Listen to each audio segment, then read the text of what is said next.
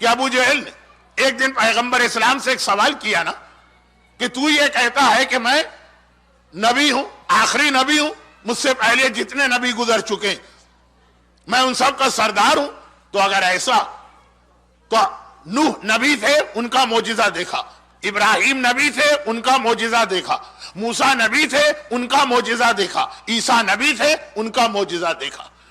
ذہن میں رکھیے گا کہ ابو جہل اہل کتاب عیسائی یا یہودی نہیں، چنانچہ وہ نہ نوح کو مانے، نہ ابراہیم کو مانے، نہ موسیٰ کو مانے، نہ عیسیٰ کو۔ کوئی عیسائی یہ سوال کرتا تو سمجھ میں آ رہا، کوئی یہودی یہ سوال کرتا تو سمجھ میں آ رہا۔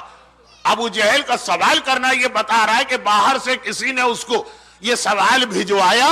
اب کس نے بھجوایا ہوگا وہ ایک الگ موضوع ہے۔ کہا کہ یہ 4 نبی تو ان کا سردار ہے نا، ان کا معجزہ دیکھا۔ بہت مشہور روایت ہے، پیغمبر نے وہ سارے معجزے دکھائے، مگر جو حضرت ابراہیم کا معجزہ دکھایا کہ مکے کے باہر ڈیزرٹ میں حضرت ابراہیم جیسی آگ روشن ہو۔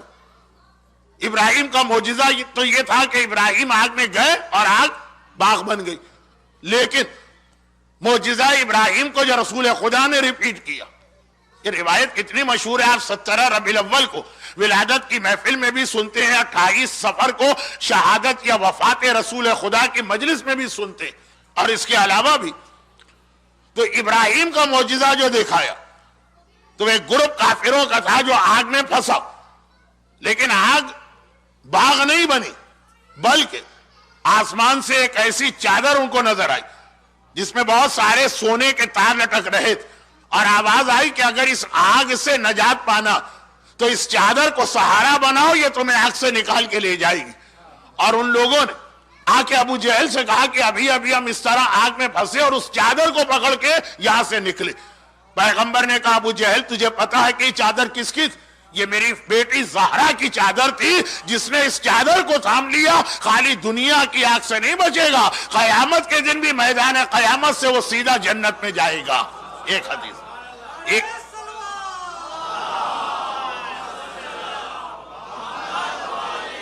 یہ جملہ رسول خدا کا ہے جسے میں اکثر موت کی مجلسوں میں بھی پڑھا کرتا ہوں۔ تو روایت یہ ہے کہ یہ ایک بہت ہی مشکل مرحلہ ہے پل صراط، بال سے زیادہ باریک، تلوار کی دھار سے زیادہ تیز، آگ سے زیادہ گرم۔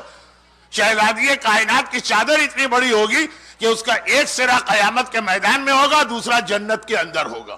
جو قیامت کے دن اس کو تھام لے گا، پل صراط سے اس کو گزرنا ہی نہیں ہے، وہ اوپر سے ہوتا ہوا جنت میں داخل ہوگا۔ یہ اللہ کے رسول نے ارشاد فرمایا۔ اب آئیے، وقت کم ہے ورنہ تو میں 14 معصومین میں سے ہر ایک کی ایک ایک حدیث اسی عنوان پہ پڑھتا۔ تو اب پہلے معصوم کی حدیث آپ نے سنی، پیغمبر نے کہا کہ روز قیامت میری بیٹی فاطمہ خالی اس کی چادر کو تھامنے والے جنت میں جائیں گے، اور آخری معصوم، وقت کم ہے اس لیے ورنہ ہر معصوم کی حدیث ہے، الگ الگ حدیثیں ہیں۔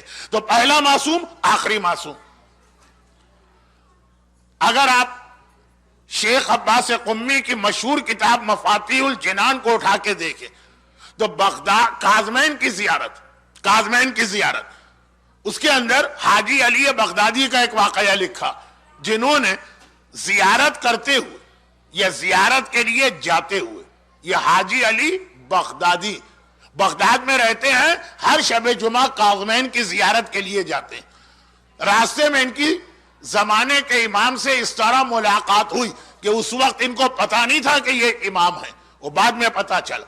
واقعہ اتنا لمبا کہ خالی وہ واقعہ پڑھوں، صرف وہ واقعہ تو 45 منٹ خالی اس واقعے میں صرف ہو جاتے ہیں، اتنا وقت نہیں۔ تو اس واقعے کے اندر حاجی علی بغدادی نے اتنا تو اندازہ کر لیا کہ کوئی بہت بڑا عالم میرے ساتھ سفر میں شریک، تو چند سوال کیے جن میں خمس کے بارے میں بھی تھا کہ میں پچھلے مہینے نجف گیا تھا اور وہاں مجتہدین کو یہ خمس دے کے آیا ہوں، لیکن جیسا کہ آپ نے آج دیکھا ہوگا بہت سارے لوگ ایسے ہیں کہ خمس کو مانتے ہیں، سیٹسفائیڈ نہیں ہے خمس استعمال کیسے ہو رہا، مرجے کو دیتے ہوئے بھی گھبراتے ہیں، دل میں خیال آتا ہے کہ ہم یہ خمس اپنی مرضی سے کیوں خرچ نہ کریں۔ ٹھیک ہے، ہم اپنی بیٹی کی شادی میں نہیں خرچ کریں گے، ہم اپنا مکان نہیں بنائیں گے، ہم اپنی گاڑی نہیں خریدیں گے، اچھے کام میں خرچ کریں گے، مسجد، امام باڑہ، یتیم خانہ، وہی خرچ کریں گے جہاں مرجے خرچ کرتا.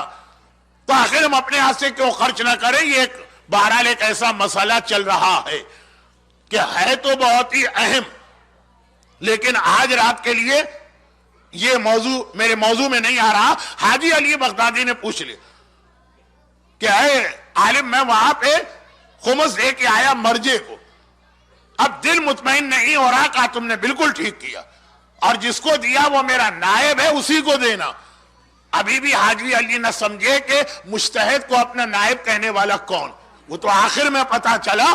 پورا واقعہ گجراتی کتابوں میں بھی ہے اور اردو، فارسی، عربی، بلکہ مفاتی کا پورا ترجمہ انگلش میں بھی قم سے انصاریان پبلیکیشنز نے چھاپ دیا. تو پورا واقعہ بہت مشہور. اس میں خمس کی بات تو اس لیے آ گئی کہ ماں کا حق، خدیجہ طاہرہ کا حق ہے خمس. خدیجہ طاہرہ کے احسان کو باقی امت نے بھلا دیا. کیا مومن بھی بھلا دے گا؟ کیا مومنہ بھی فراموش کر دے گی؟ یہ تو ایک بات تھی. اور اسی میں یہ اس میں ایک سوال حاجی علی بغدادی نے آخری معصوم سے، جن کے بارے میں بعد میں پتا چلا کہ یہ امام، ایک سوال یہ بھی کر لیا کہ ہمارے یہاں کے علماء ایک روایت پڑھتے ہیں کہ شہزادی کون ہے قیامت کے دن گناہگار شیعوں کی بخشش و شفاعت کرائیں گی اور انہیں جنت میں داخل کریں گی. امان امان امان لزوار الحسین، یہ کہہ کر جو میرے بیٹے کی زیارت کو جاتا ہے میں اس کو امان دیتی. یہ روایت صحیح ہے کہ صحیح نہیں؟ زمانے کے امام نے کہا بالکل صحیح روایت ہے.